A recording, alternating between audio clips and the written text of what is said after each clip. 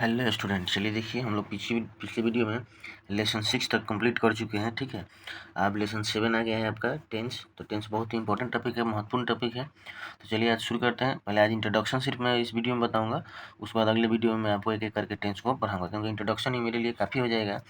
ठीक है, बहुत लंबा वीडियो हो जाएगा। तो देखिए आपका टेंस है, टेंस का हिंदी होता है काल। ठीक है, इसमें टाइम नहीं दिया है, लेकिन कभी कभार टाइम और टेंस दोनों में कंपेरिजन भी कर देता है कि टाइम क्या है और टेंस क्या है। तो टेंस जो है वो एक ग्रामेटिकल वर्ड है। इसमें हम लोग क्रिया के रूपों का अध्ययन पढ़ते हैं, और ये आपका जो है टाइम जो है वो नॉन ग्रामेटिकल वर्ड है। इसका क्रिया के रूपों से कोई संबंध नहीं है। इसका सिर्फ हम लोग प्रेजेंट, पास्ट और फ्यूचर शो करने के लिए मतलब कि आपको यूज किया जाता है, बस और कुछ नहीं, मतलब समय बताने के लिए। लेकिन जबकि यह एक ग्रामेटिकल वर्ड है। ठीक है, अब इसका डिफाइन करने की बात आती है कि इसको डिफाइन कैसे करें, इसका क्या होगा। ठीक, तो आप देख सकते हैं कि इसका डिफिनेशन होगा क्रिया के रूपों का अध्ययन। ठीक है, क्रिया के रूपों का अध्ययन हम लोग टेंस कहते हैं। मतलब इसमें टेंस क्या है, काल क्या है, तो उसमें जो भी हम लोग पढ़ते हैं क्रिया के रूपों का अध्ययन होता है। मतलब क्रिया के 5 रूप होता है, verb 1, verb 2, verb 3, verb 4, verb 5। तो किस टेंस में कौन सा लगेगा, यही टेंस में पढ़ा जाता है। किस टेंस के साथ वर्ब 1 होगा, किसके साथ वर्ब 2 होगा, किसके साथ वर्ब 3 होगा, यही सब पढ़ा जाता है। तो चलिए शुरू करते हैं, बिना देर किए हुए देखते हैं कि क्या। तो टेंस हो गया, टेंस के 3 प्रकार।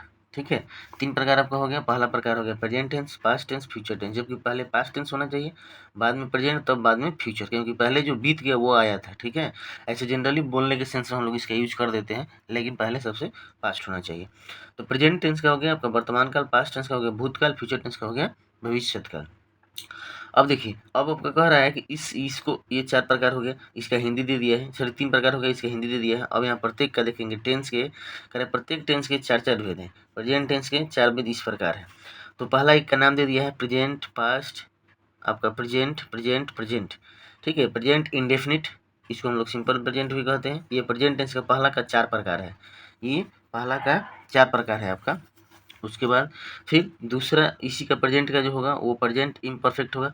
इसको हम लोग कंटिन्यूअस भी कहते हैं, इसको प्रोग्रेसिव भी कहते हैं। ठीक है, प्रेजेंट परफेक्ट टेंस आपका, तो इसका ये परफेक्ट हो गया तीसरा नंबर। चौथा नंबर हो गया प्रेजेंट परफेक्ट कंटिन्यूअस।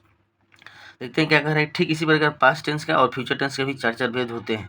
ये तो कुल मिलाकर टेंस की संख्या 12 है, 12 टेंस हो गया कुल मिलाकर। अब हम इन 12 टेंसों को अलग अलग विस्तृत रूप से जानकारी मतलब हम लोग इसको पढ़ेंगे। तो पहले थोड़ा सा हम इसी पर मैं चर्चा करता हूँ, ठीक से समझेंगे, ध्यान से समझेंगे। ये कह रहे हैं बहुत बच्चों को समझ में नहीं आता है इंडेफिनिट, एक बार पहले समझ लेते हैं। अब देखिए इंडेफिनिट जैसे यहाँ हिंदी दिया गया है, अगर हम इन वर्डों का भी हिंदी जान लेना तो हमको टेंस पढ़ने में बहुत सहूलियत होगी, बहुत हेल्प मिलेगा।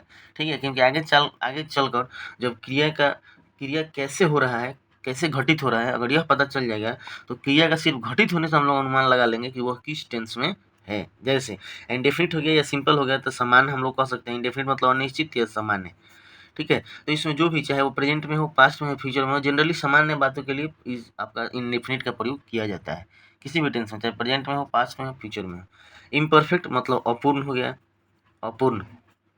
अपूर्ण कंटिन्यूअस मतलब जारी, प्रोग्रेस मतलब जारी, मतलब सबका मतलब कुल मिलाकर एक ही हुआ। ठीक है, तो इसमें ऐसे क्रिया के रूप होते हैं, चाहे वो प्रेजेंट में हो, पास्ट में हो, फ्यूचर में हो, जिस क्रिया ऐसा प्रतीत होता है ना कि वह कंप्लीट नहीं हुआ है, अपूर्ण है। जैसे रहा है, रही, इसमें था रहा था, रही थी, अगर रहेगा, रह गया। जैसे हम लोग पढ़ रहे हैं, तो पढ़ रहे हैं से यह प्रतीत हो रहा है कि पढ़ने का काम जो है अभी ख़त्म नहीं हुआ है ना। जनरली हम बोल रहे हैं अभी जारी है, अभी इम्परफेक्ट है मतलब अपूर्ण है, अभी कंटिन्यूअस है, जारी है, अभी प्रोग्रेसिव है, अभी चल रहा है, यह शो करता है।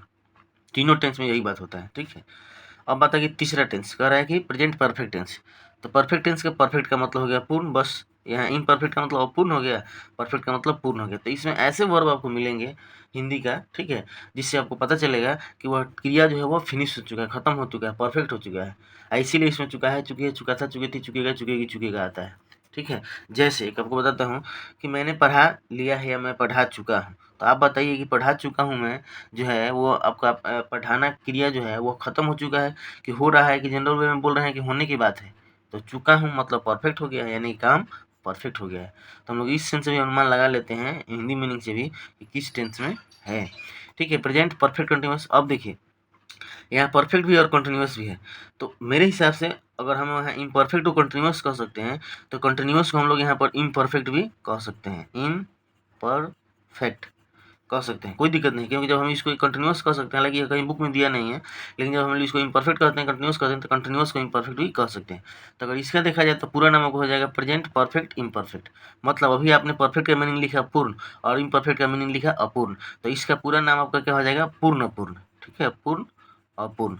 इसी टेंस में हम लोग पढ़ते हैं कि ऐसा प्रतीत होता है क्रिया से कि क्रिया बहुत लंबे समय से होता आ रहा है, मतलब कुछ काम जो है उस क्रिया का परफेक्ट भी हो गया है और कुछ अभी जारी है, इम्परफेक्ट है, कंटिन्यूअस है, अपूर्ण है। तो इस हिसाब से हम लोग समझेंगे अगर हिंदी मीनिंग के हिसाब से, क्योंकि हम लोग ट्रांसलेशन पढ़ रहे हैं, ग्रामर तो पढ़ नहीं रहे हैं कि इंग्लिश टू इंग्लिश मीनिंग समझना है। ठीक है, तो ये आपका बहुत हेल्प करता है, मीनिंग अगर इसका याद कर लेते हैं, समझ लेते हैं, तो आपको टेंस पढ़ने में। अब इसको याद करने का एक तरीका मैं बताता हूँ, बहुत ही आसान, हो सकता है आपको याद आ जाए। ठीक है, बहुत अच्छे ढंग से देखिए, इसको आप दादाजी मान लीजिए टेंस को। ठीक है, टेंस दादाजी